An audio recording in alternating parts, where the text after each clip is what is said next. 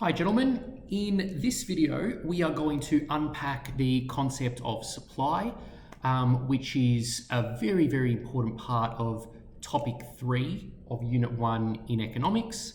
And in this video, or by the end of this video, you should be able to define what supply is, be able to explain the law of supply, be able to sketch that on a graph, and then finally understand what constitutes a movement in supply versus what would constitute a shift in supply.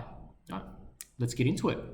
So, first and foremost, let's start by defining supply from an economic textbook point of view. Like always, really good place to start. Supply is the quantity of a commodity, okay, something of value, quantity of commodity that will be offered for sale in a marketplace over time and at a given price. So, where demand was concerned with the buyer and the quantity the buyer was willing to purchase, supply is now concerned with the quantity of the commodity that is offered by the seller.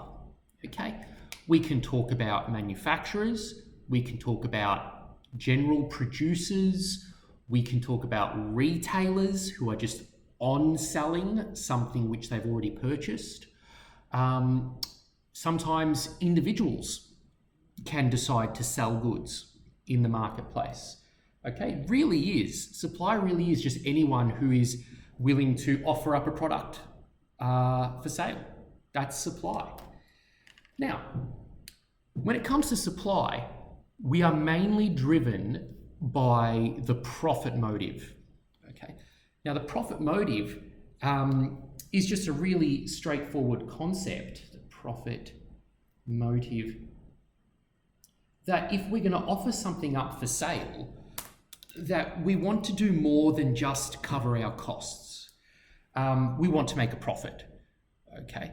So the profit motive is, I guess, the drive to increase revenue above costs.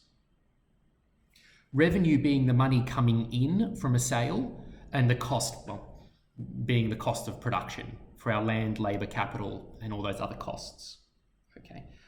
Now, this profit motive has a huge influence on the law of supply. So, just like there was a law of demand, there's a law of supply. Law of supply. And this law dictates that as price increases, quantity supplied increases, and vice versa.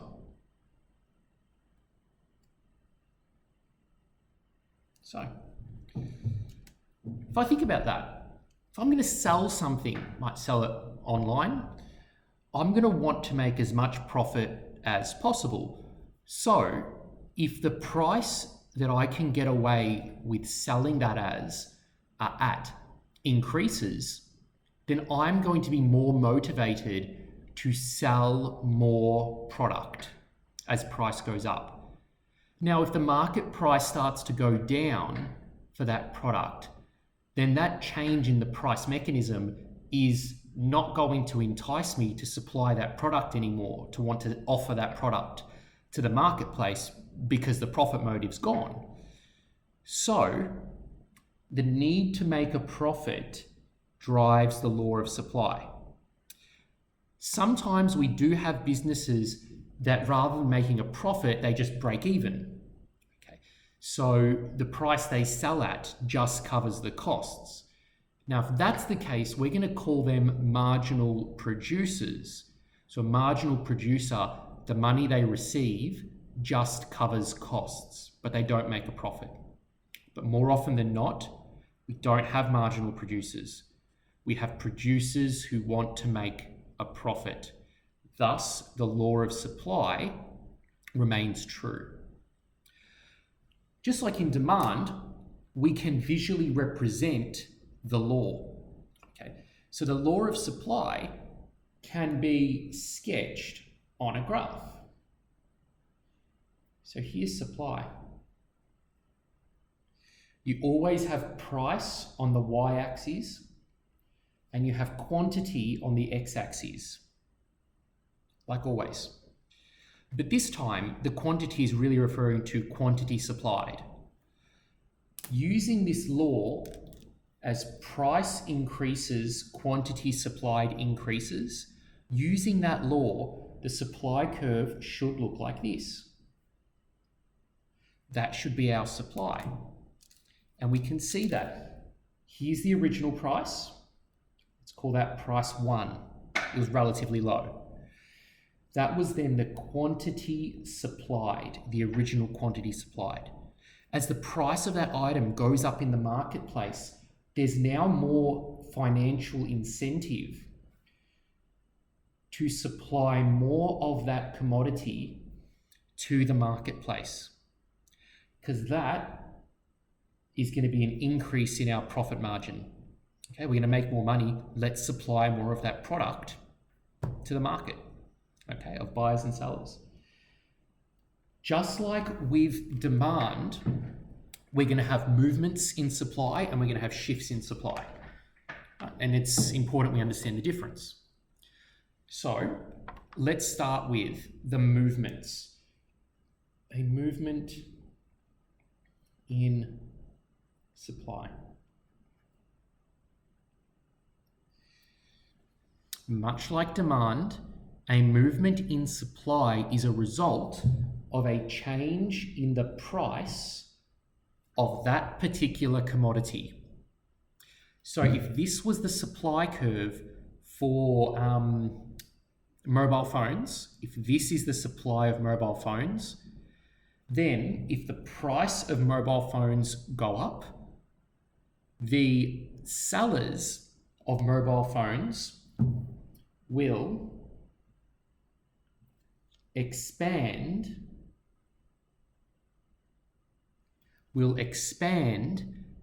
their supply of mobile phones. There will be an expansion in supply. So let me just write that down. Price increases results in the movement known as an expansion in supply. Because now that they can get away with selling it for a higher profit, you can guarantee they're going to flood the market. If prices were to go down though, so let's go from price 2 to price 1, price goes down, then that will result in a supply will contract. There'll be a contraction in supply as the price goes down. So let me write that down. Price goes down results in a contraction in supply. Remembering, guys, businesses are bound by relative scarcity. They only have so much land, labor, capital, and enterprise. What are they going to do with that? How are they going to answer the economic question? Well, they're not going to produce, mobile phones. If the price of mobile phones goes down, that would be an ineffective use of their scarce resources. What they would do is they would decide that they will produce something else. What to produce or what and how much to produce will change based on the price. Okay, so we're just trying to put everything together there. So that's a movement in supply, change in price. There will also be shifts. Okay, we can shift supply. I might do that up in the corner here. So shift, can you see that? Yep, shift in supply.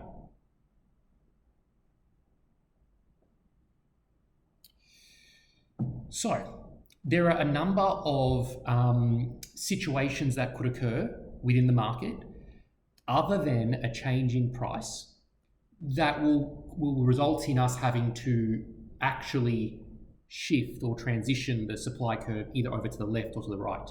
So what might they be? Just some examples. Let's say, for example, that there's a change in the price of inputs. Okay, the raw materials that go into making a product. What would that do to our supply curve?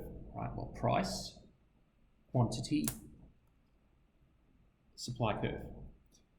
Let's say that the price of inputs, the price of raw materials, has gone down. If the price of raw materials go down, we can then afford to produce more. Right?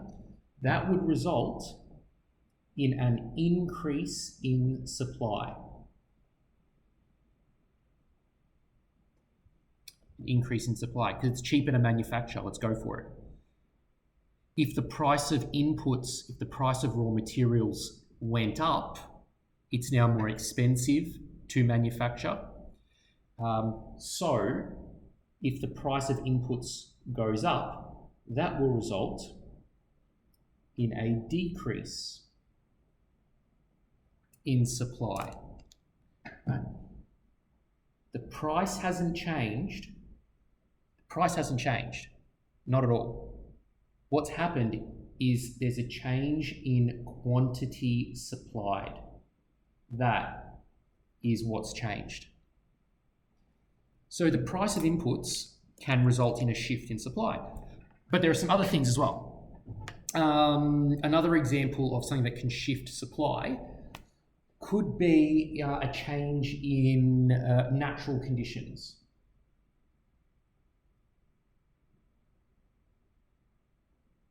So if this was the supply for beef, and we've just had a drought or a bushfire, then supply would decrease. Okay. But if this is the market for wheat, and there's been amazing rainfall that season, it's been great temperature, then supply could increase, right? Natural conditions. We could also have the introduction of new technologies. If this is the market for,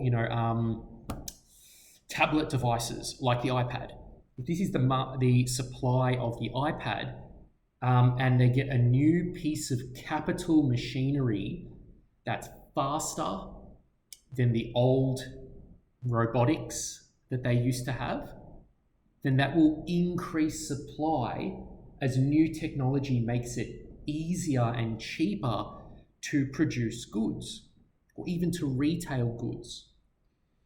New technologies, what else? I guess the last thing that I can think of, sort of top of my head, that could shift supply could be changes to government policies.